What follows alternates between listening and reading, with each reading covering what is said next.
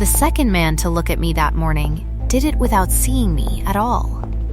His eyes swept my expired badge, my coffee-stained blazer, the empty box balanced on my hip with 4 years of my life packed into it, and moved on before I finished saying good morning.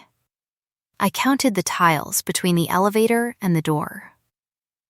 14. I always counted things when my hands needed somewhere to put the shaking. My name is Ren Ashford. 28 years old, presented Omega at 15, forensic accountant for exactly 6 years, 4 months, and as of 9/17 that morning, 0 days. Belhaven and Cross had let me go for finding the fraud I'd been hired to find. My supervisor, a beta named Thomas Reyes who smelled permanently of burnt coffee and self-satisfaction, had smiled the whole time he did it. Optics, he'd called it.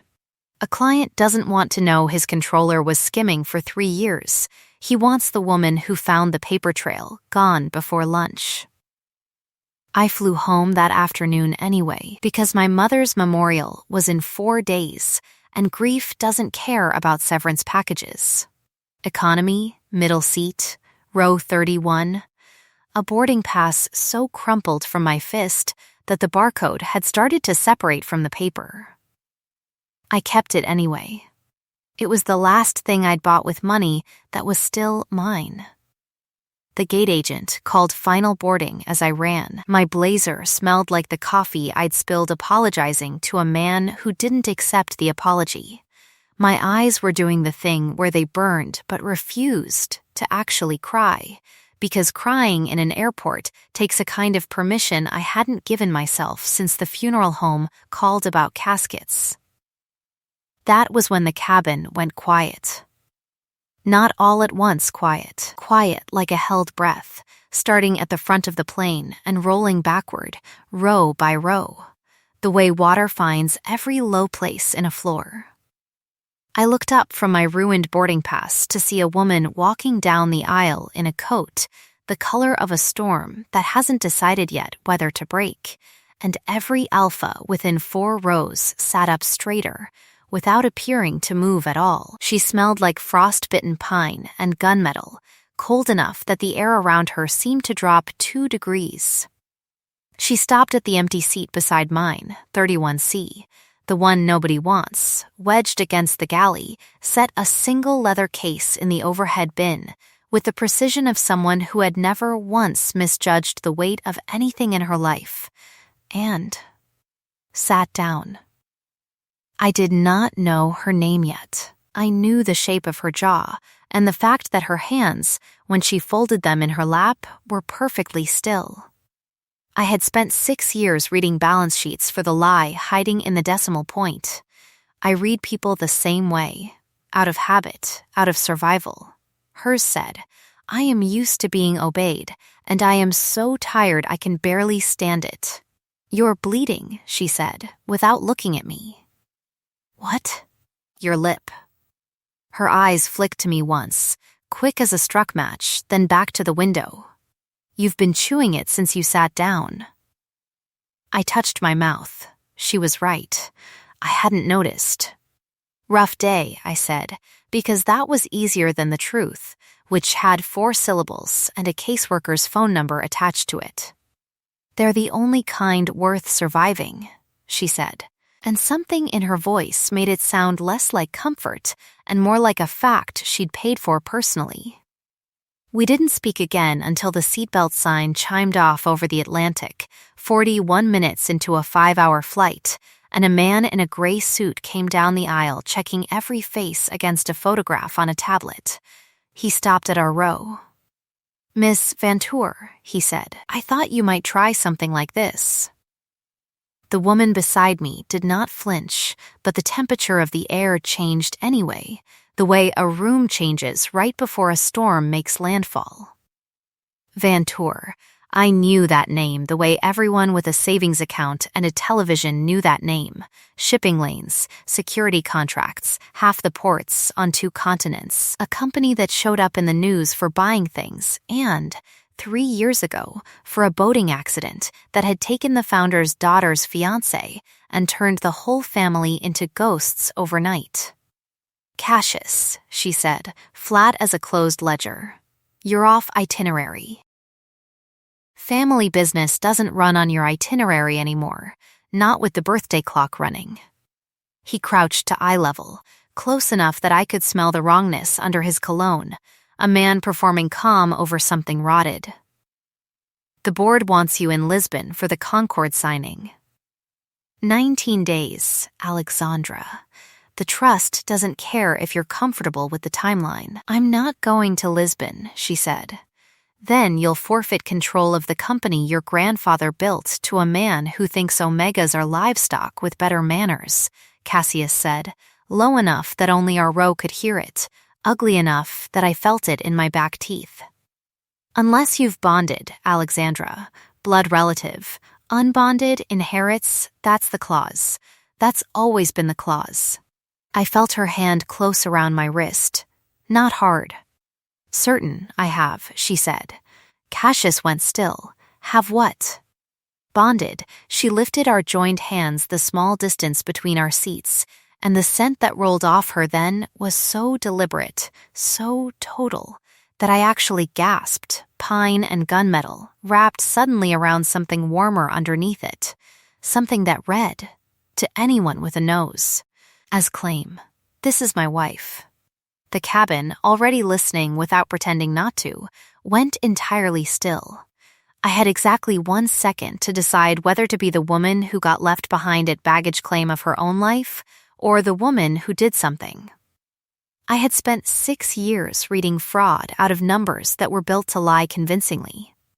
I could read a room the same way. "Ren," I said, holding out the hand that wasn't already claimed. "Ren Vanour." "We don't usually lead with it." "Since when?" "Since it's none of your business," she said, and something under the frost in her voice had gone sharp enough to cut. "Tell Dorian the clause is satisfied. Tell him to enjoy explaining to the board why he tried to serve a marriage summons on a plane." He straightened slowly. His eyes stayed on our hands, on the scent she'd wrapped around both of us like a coat she'd draped over my shoulders without asking whether I was cold. "The board will want proof," he said. "A ceremony. Witnesses, paper. They'll get it," she said. He left. The plane exhaled. Somewhere behind us, a stranger let out a laugh that had clearly been trapped in his chest since row 31 had gone silent. She let go of my hand the second the aisle curtain swung shut behind him, and for the first time since she'd sat down, she looked directly at me, and I understood that whatever had just happened, it had cost her something to ask for. "I am so sorry," she said. I panicked.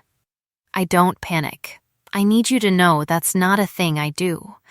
And I still don't fully understand why I did it to you, of all the seats on this plane." "You didn't ask," I said. It came out steadier than I felt. "No," she agreed. "I didn't, and I need to, now, because I'm about to ask for more, and I won't do it without your yes." She exhaled, and for one unguarded second the ice in her went thin enough that I saw the exhaustion underneath it, old and load-bearing. "Tell me to get off at Lisbon and forget your face, and I will do it. Tell me to stop, and I will stop." I looked down at my ruined boarding pass, at the box of my old life somewhere in the cargo hold, 4 years of competence nobody had wanted after all. At the 4 days I had left before I stood at my mother's memorial and told people I was fine. "What are you asking?" I said. "For the pretending not to end when we land," she said. 19 days. I'll pay whatever this costs you. I'll fix whatever needs fixing. I just need the board to believe it's real until the birthday clock runs out, and I need." She stopped herself, visibly, the way someone catches a sentence before it says too much. "I need someone in that house who isn't already loyal to my cousin." The plane began its descent 40 minutes later, the seatbelt sign chiming its small, indifferent bell, and she watched the lights of the coastline rise up to meet us with an expression I would spend weeks learning to translate. Not triumph, not relief.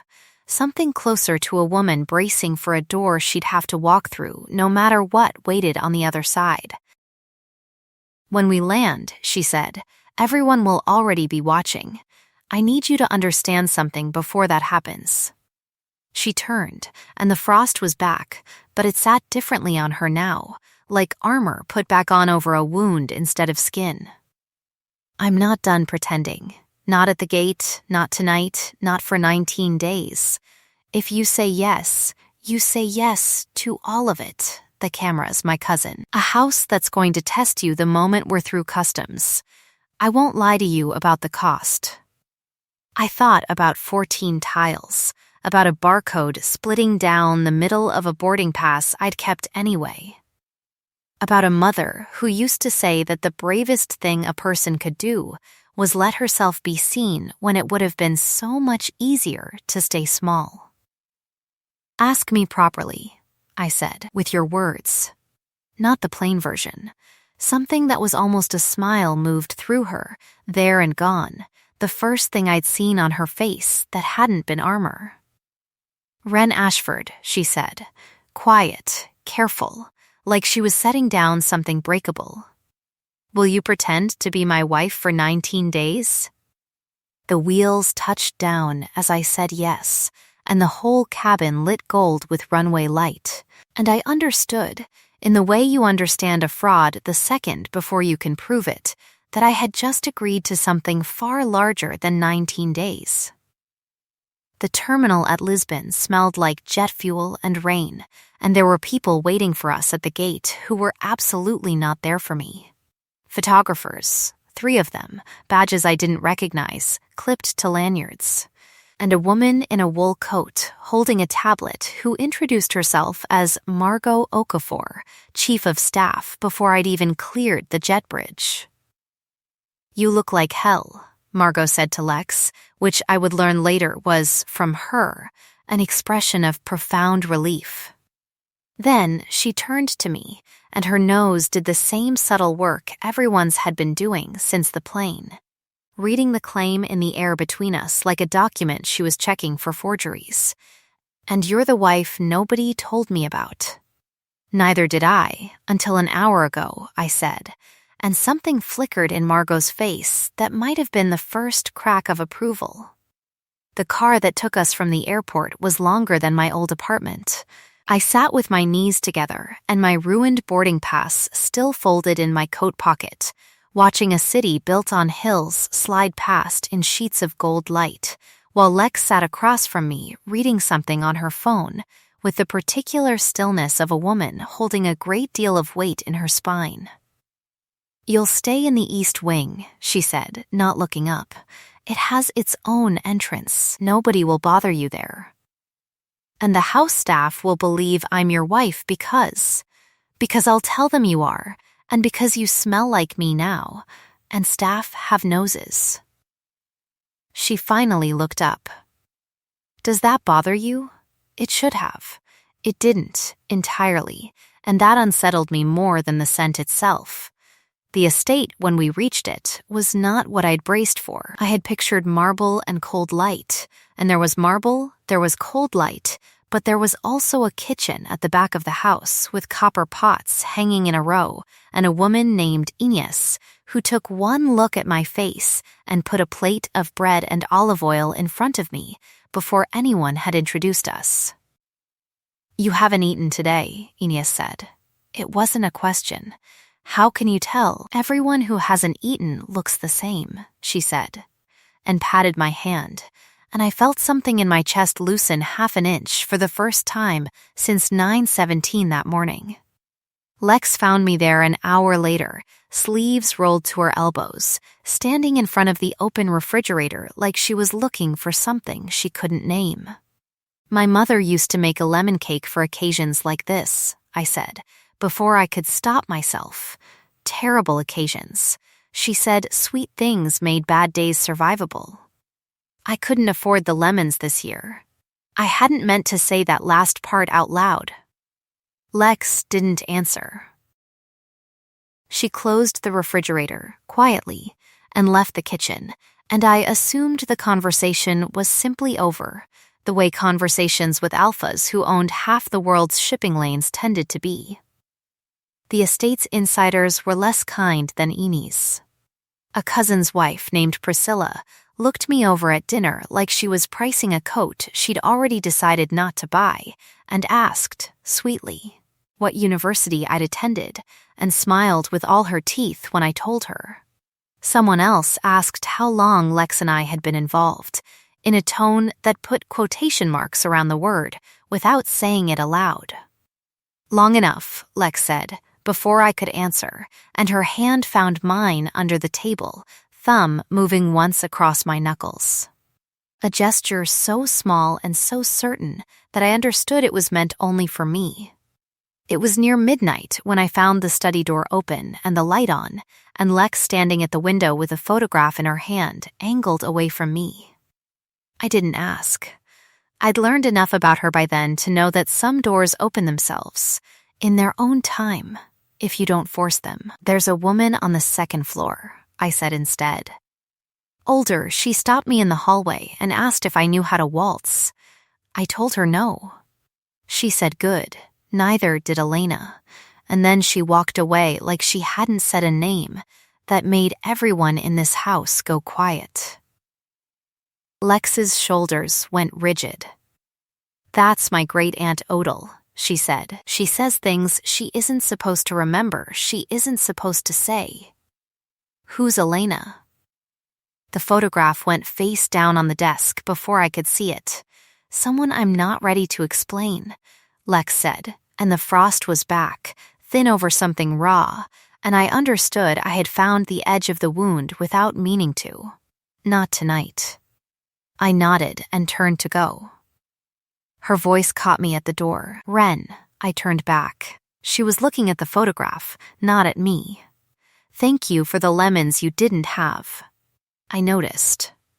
I didn't understand what she meant until the next morning, when I came down to breakfast and found a crate of lemons on the counter and Inés already humming over a recipe card in handwriting that wasn't mine, and Lex nowhere in sight, having apparently left before dawn for a meeting she hadn't mentioned.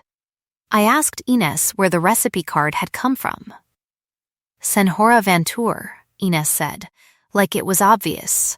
She called me at 6 this morning. Said it was important. Said you'd tell her if I got the lemon wrong. I sat down hard on the kitchen stool, because a woman who had known me for 19 hours had just proven she'd been listening to every word I said, even the ones I hadn't meant to say out loud, and I did not yet have a framework for what that kind of attention did to a person who had spent 6 years being invisible on purpose. The board summit happened on the 4th day, in a glass room 40 floors above the harbor, and it was there that Dorian Vanour finally stopped being a name people said carefully and became a man standing 8 feet away from me, smiling like he already knew how the story ended. He was handsome the way a knife is handsome, all clean lines and no give, and he looked at me the way Priscilla had, except without the pretense of politeness underneath it. So this is the Omega, he said to the room, not to me. Alexandra, darling, you could have at least chosen one with a pedigree. This one smells like she's been sleeping in an office. I have a name, I said. I'm sure you do. He turned to Lex. The clause requires a bonded mate, cousin, not a stray you picked up somewhere between coach and first class. Bring me the certificate. Bring me the efficient. Bring me anything with a signature on it, or I will contest this in front of every shareholder in that boardroom, and we'll see how well your fairy tale survives cross-examination. You'll have your paper, Lex said, and her voice had gone somewhere cold enough that even Dorian's smile flickered. I look forward to it, he said, and then his eyes swept back to me, slow, assessing, and something in his expression made the hair on my arms rise before he even spoke again. Careful, little accountant. Alexandra collects broken things. Doesn't mean she keeps them. He walked away before I could answer, and Lex's hand found the small of my back, steady, grounding, and I realized my own hands had curled into fists at my sides without my permission. "He's wrong," she said, quiet, only for me. "About which part?" "All of it," she said, but her eyes had gone somewhere distant, somewhere that had a name I still didn't know. And I understood that whatever certificate Dorian wanted, whatever paper would satisfy the board, was going to cost both of us more than either of us had said out loud yet. We didn't get to the certificate that week. Dorian made sure of that.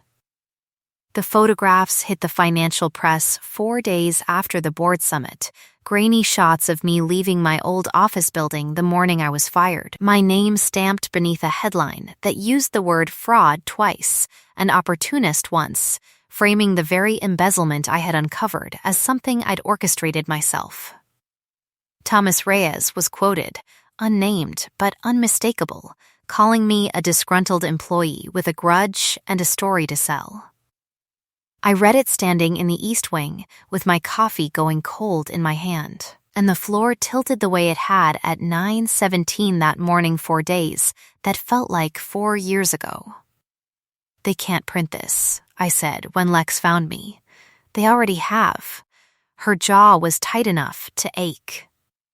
"Dorian's fingerprints are all over the timing. He's trying to poison the board before the certificate even exists, make you unfit to be seen beside the Vanour name. They're saying I stole from them. I found the theft. I lost my job for finding it." My voice cracked in a place I hated it cracking. Everyone who ever underestimated me is about to feel very justified. "No," Lex said, and something in her tone made me look up. "They're about to feel very wrong, and I am going to make certain they know it publicly, in front of cameras, at a volume they cannot ignore. But not yet. Not until we have more than my temper to fight with." That night, the estate held a gala already scheduled months in advance, a Maritime Trust anniversary, 400 guests, more security than I'd seen at an airport, and Dorian arrived with Vivienne Sorel on his arm. A beta woman with a smile as sharp as a filed nail, introduced to the room as the bride the family trust had originally intended for Lex. "Careful," Dorian murmured, passing close enough that only I could hear it, champagne glass raised like a toast. "Storms don't wait for weddings, little accountant. Neither do I." I didn't understand what he meant until the lights went out, all of them, at once, on every floor of the ballroom, the generators cutting in 3 full seconds later, plunging 400 guests into a darkness that smelled instantly of panic and spilled wine. I felt a hand close hard around my wrist in the black, not gentle this time, urgent, and Lex's voice, low against my ear. "Stay behind me. Don't run. Running gets you trampled." Someone screamed near the terrace. Glass broke. I counted seconds in the dark the way I'd counted tiles that morning at Belhaven, a habit that had never once failed to steady my hands. 1, 2, 3, and at 11 the emergency lighting flared back on, dim and red, and the first thing I saw was Lex standing between me and the crowd with her body angled like a wall. And the second thing I saw was Cassius Price 10 feet away, radio pressed to his mouth, saying words I wasn't meant to hear. "Perimeter breach confirmed. He's inside." "Get her out," Lex said to Margot, who materialized from nowhere the way competent people always seem to when the world ended. "Now, not without you," I said. Ren, her hand found my jaw, turned my face to hers, and for one suspended second the ballroom, the panic, Dorian somewhere in the dark with whatever he'd planned, all of it fell away. "Hold on. I've got you. But I need you safe to have anything left worth holding on to. Please." I went. It was the hardest true thing I'd done in 19 days. Margot got me to the East Wing, bolted the doors, and it was there, an hour later, pale under the hallway light, that she told me what the security feed had caught before the blackout: Dorian's man on the service stairwell, carrying a case of files with the Vanour Maritime insurance seal, files that had been locked in a records vault Dorian shouldn't have had access to. Files, Margot said, from 3 years ago. From the week Elena Marchetti died. I sat with that a long time before I understood what it meant. Dorian hadn't just been circling a boardroom clause, he'd been protecting a cover-up, and the blackout hadn't been chaos. It had been cover for a man trying to move evidence before anyone thought to look for it. I had spent 6 years reading the shape a lie leaves behind in a column of numbers. I knew, sitting there in the dark with my hands finally steady, exactly what I was going to do next. Margot got me the Maritime Insurance Archive under a false pretext the next morning, and I did not leave the East Wing Library for 11 hours. The Vanour shipping fleet carried its own insurer, a subsidiary buried 3 shells deep, and the boat Elena Marchetti had died on, the Isolde, a pleasure craft, according to the coroner's report, lost to sudden structural failure in calm water, had been reinsured 6 weeks before the accident at 4 times its appraised value, by a policy Dorian Vanour had personally authorized. The maintenance logs showing a hull inspection 2 days prior had been filed by an inspector who, I discovered after 3 hours of cross-referencing licensing boards across 2 countries, did not exist. The signature was real, the person behind it was not. I built the ledger the way I'd built every fraud case that had ever gotten me fired for being right, line by line, source by source, until the numbers stopped being able to lie. Lex found me at 2 a.m. surrounded by printouts, and when I turned the laptop to show her, I watched 3 years of careful, practiced control leave her face in real time. He killed her, Lex said. It wasn't a question. For an insurance payout and 18 months of me too broken to bond with anyone, buying him time before the birthday clause even mattered. I can prove it, I said. Every dollar, every forged signature, every gap in the paper trail. I built cases like this for a living, Lex. This one's airtight. She didn't move for a long moment. Then her hand came up, slow, giving me every chance to pull away, and rested against the side of my face, thumb tracing once along my cheekbone. You didn't have to do this for me, she said. I didn't do it for you, I said, which was half true. I did it because he called me a stray, and I wanted him to know exactly what kind of accountant he insulted. Something broke open in her face that wasn't grief and wasn't fury, something closer to being seen, the way I'd wanted someone to see me since long before Belhaven and Cross.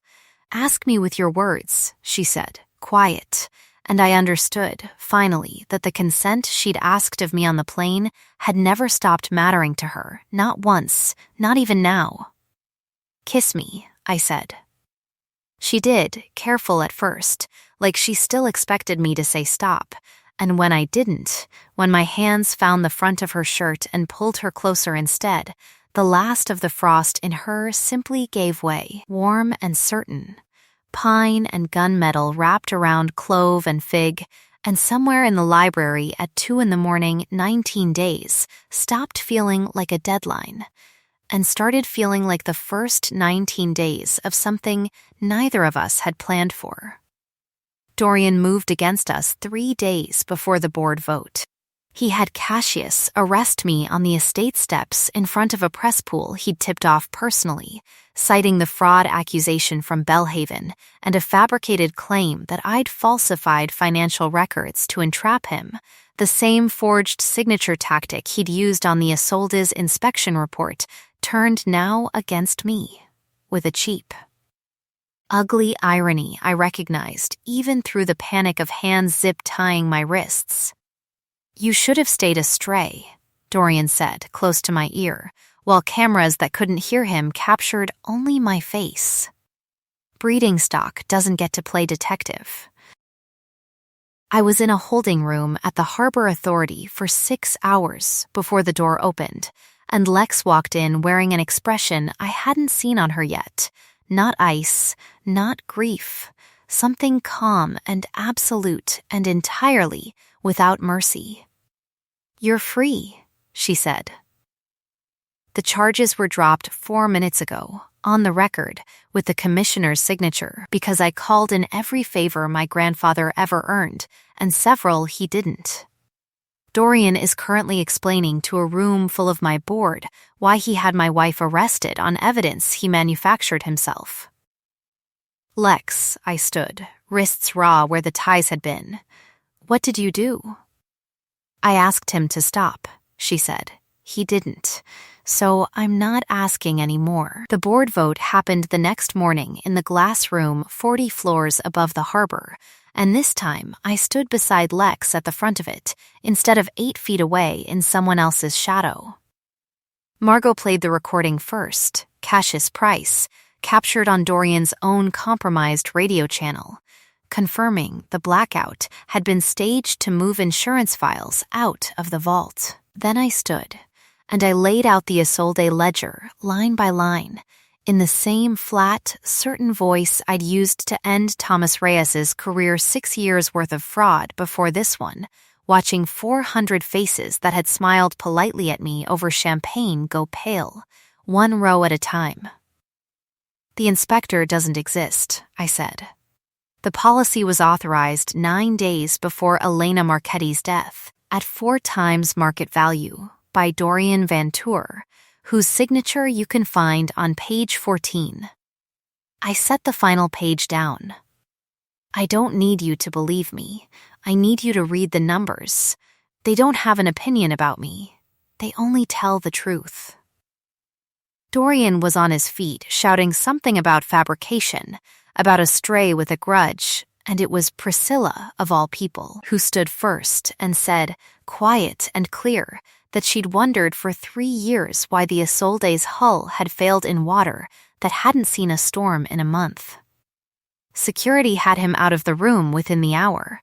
The board voted, unanimous but one, to strip Dorian of every share and every title the family trust had ever granted him, and to refer the Isolde file to the maritime authorities for a criminal inquiry that would, months later, put him behind bars for a decade. Lex found me on the terrace afterward, the harbor gold under a low sun, and got down on one knee before I understood what was happening, a small box already open in her palm.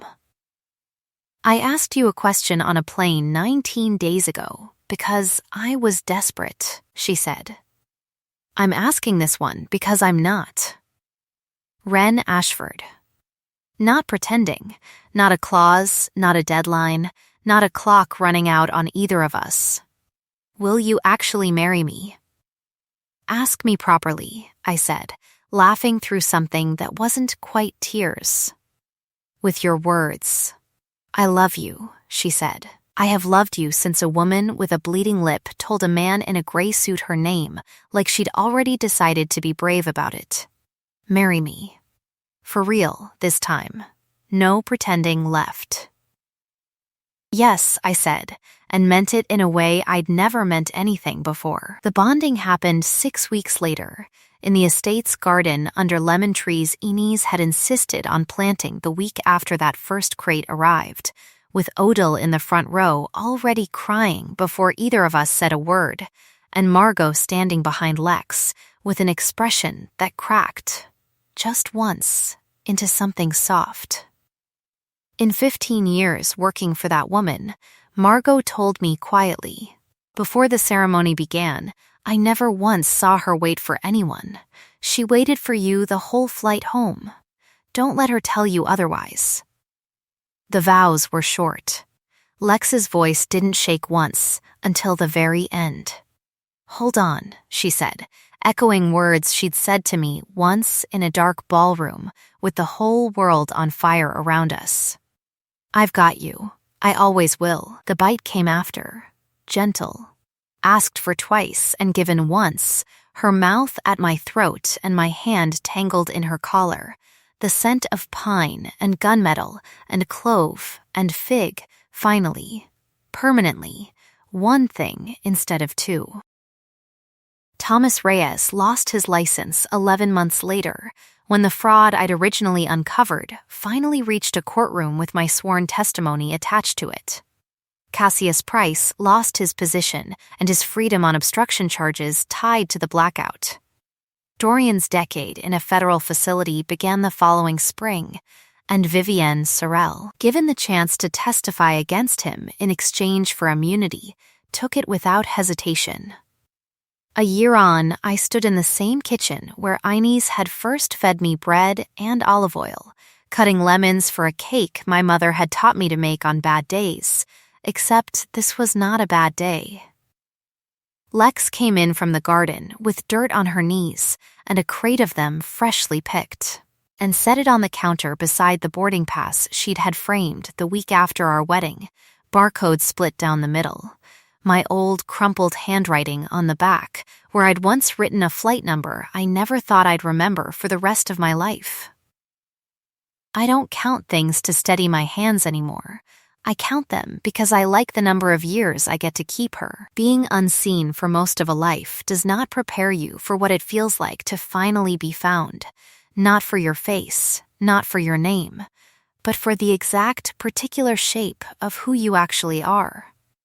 It only teaches you to recognize it fiercely the moment it finally arrives. The end.